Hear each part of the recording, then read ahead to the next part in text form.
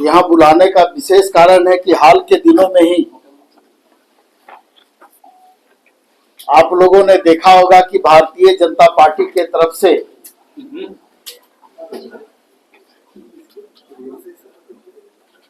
एक ऐड अखबारों में छपा था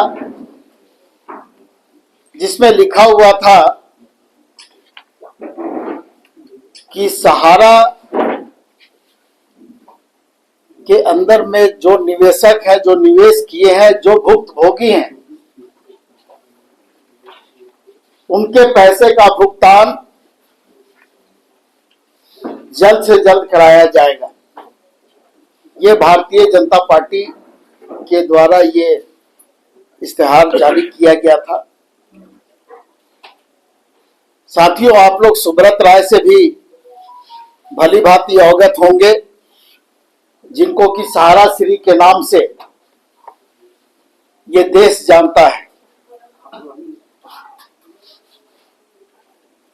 और आज स्थिति ऐसी है कि जिस भारतीय जनता पार्टी के द्वारा ये एडवर्टीजमेंट जारी किया गया और आज जो देश के गृह मंत्री हैं अमित शाह जी,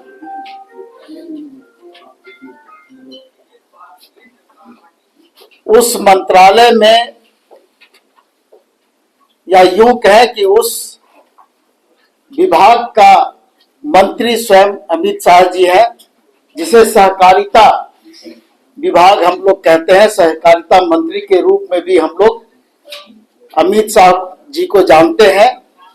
और ये पूरा मामला जो घोटाले का है वो उस विभाग से जुड़ा हुआ है। और आज इस बात को हम लोगों ने इसलिए आपके सामने रखने का काम किया है कि हमारे झारखंड में लगभग 1.5 करोड़ लोग इस सहारा के घोटाले के शिकार हुए हैं।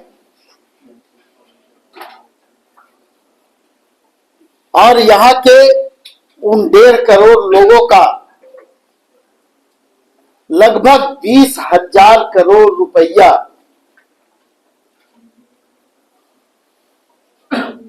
उसमें निवेश है, जो मूलधन है। और जिसको देने की बात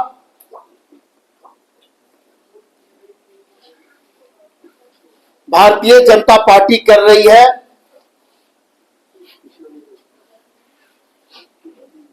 और उस विभाग के मंत्री भी अमित शाह जी हैं। आज अगर उस 20,000 करोड़ रुपये का हम इंटरेस्ट के साथ अगर मूल्यांकन करें तो ये 40,000 करोड़ रुपये से ज्यादा का राशि है।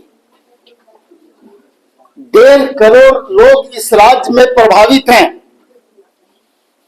उनका पैसा सहारा के घोटाले में लूट लिया गया, यूं हम लोग कह सकते हैं। और आज भारतीय जनता पार्टी इस तरह के वादे करती है, जिनको पैसा देना है वो आज वादा कर रहे हैं। आपको मैं याद दिला दूं कि 19 जुलाई 2023 को अमित शाह जी के द्वारा हरिद्वार में ये कहा गया था कि 4 माह में सहारा के निवेशकों का पैसा हम वापस कर देंगे। नागेंद्र कुमार कुशवाहा, विश्व भारती जन सेवा संस्थान एनजीओ है, उसका राष्ट्रीय सचिव हूं। और इस एनजीओ का निर्माण 2021 में हम लोग सहारा इंडिया के खिलाफ लड़ने के लिए ही बनाए थे। क्या बोले? विश्व भारती जन सेवा संस्थान एनजीओ है, तो झारखंड से ही बना था और वो सहारा से लीगल और आंदोलन करने के लिए हम लोग बनाए थे। और आज विश्व भारती जन सेवा संस्थान की ओर से माननीय सुप्रीम कोर्ट में हम लोग रीट याचिका भी दाखिल किए हुए हैं, जिसकी सुनवाई चल रही है। क्योंकि हम आर्थिक रूप से कमजोर लोग हैं, लूटे पीटे लोग हैं, और सुप्रीम कोर्ट में सहारा इंडिया के द्वारा महंगा महंगा वकील खड़ा किया जा रहा है, तो वो लड़ाई थोड़ी लंबा खिंचवा दे रहे हैं।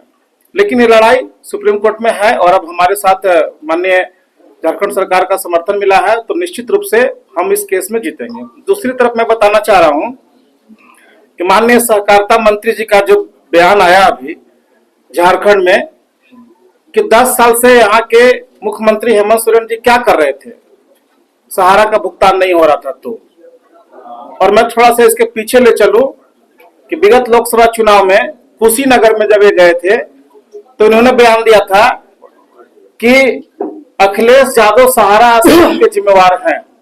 मतलब जहां जहां वो जा रहे हैं अलग अलग तरह का बात कर रहे हैं, जबकि इसमें राज्य का कोई लेना देना है ही नहीं। एक केंद्रीय सहकारिता मंत्री जी के अधीन में आता है और उनको सहारा का भुगतान करवाना चाहिए था, लेकिन अपना ठिकरा वो राज्य पर फोड़ के चले जा रहे हैं। ये बड़ा दुख का बात है।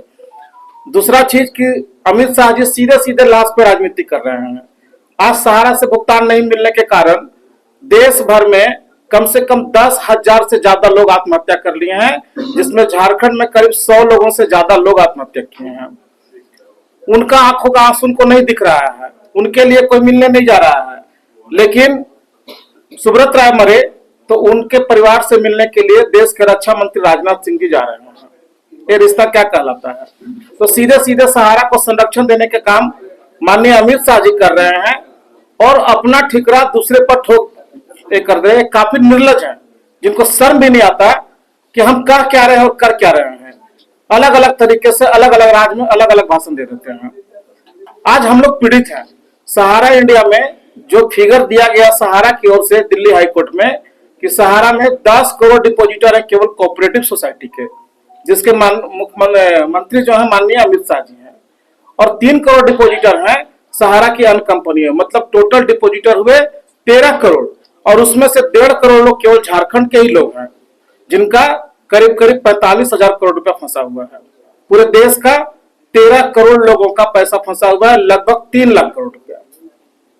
इस पर उनका ध्यान नहीं जा रहा। उनका ध्यान जा रहा कि कैसे सहारा को संरक्षण दिया जाए, कैसे सहारा को बचाया जाए।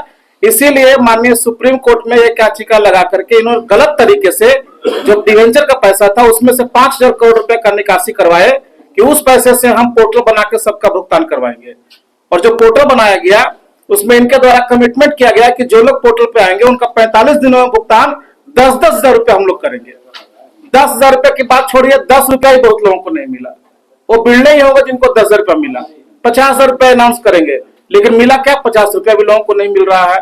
पोर्टल के नाम पे लूट मचा हुआ है। इनके कार्यालय में 400-500 रुपया दे करके लोग पोर्टल पे क्लेम करवाए, डिफेंसेस सुधरवाने के नाम पर पैसा ले रहे हैं। और जो लोग पोर्टल पे क्लेम किए 99% लोगों का क्लेम रिजेक्ट कर दिया गया कि आप सहारा के मेंबर ही नहीं है, सोसाइटी के मेंबर ही नहीं है। एक तरफ सहारा इंडिया लिख के दिया कि अगर हम डाटा गलत देंगे तो आप हम पर कार्रवाई कीजिए। तो जब पूरा ही डाटा गलत दे दिया तो कार्रवाई क्या हेमंत सोरेन जी करेंगे? कि एक कार्रवाई अमित शाह जी को करना चाहिए था, जबकि वो खुद ही वो गृह मंत्री भी है। तो कार्रवाई क्यों नहीं कर रहे हैं? जब डाटा गलत हो गया तो लोग पाई पाई को तरस रहे हैं। किसी का MIS का पैसा फंसा हुआ है, किसी का फिक्स डिपोजिट का पैसा फंसा हुआ है। लोग घर से बेघर हैं, लाखों लोग आज घर से बेघर हो चुके हैं। इसमें स्पष्ट रूप से कहा ये राज्य सरकार का मामला नहीं है, लेकिन निवेशकों का पैसा, चूंकि इस राज्य के 1.5 करोड़ लोग निवेशक हैं, प्रभावित हैं, तो ये राज्य सरकार की जिम्मेवारी बनती है कि उनका एक एक पैसा उनको हम वापस दिलाएं, और उसके लिए जो भी करना होगा, जिस स्तर पे करना होगा, वो सरकार भी करेगी, पार्टी भी करेगी, और हम लोग इन लोग के साथ खड़ा होंगे और हर स्तर पर इनका सहयोग करके इनको पैसा दिलाने का काम हम लोग करेंगे।